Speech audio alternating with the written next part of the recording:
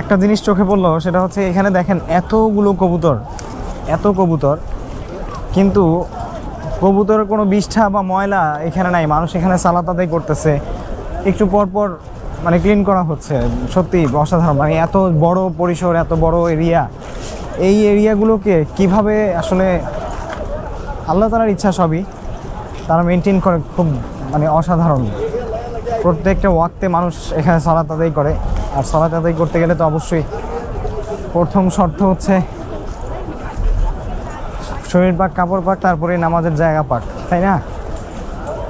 তো সেই পবিত্রতা রক্ষার্থে যা যা করণীয় হেরম কর্তৃপক্ষ করেন, যেটা সত্যিই চোখে পড়ার মতো। তো গতকালকে আপনাদেরকে দেখিয়েছি মসজিদুল হারামের কিছু দৃশ্য, যেখানে আপনারা রাতেরটা দেখতে পেরেছেন। আসলে দিনের সৌন্দর্য ভিন্ন রকম।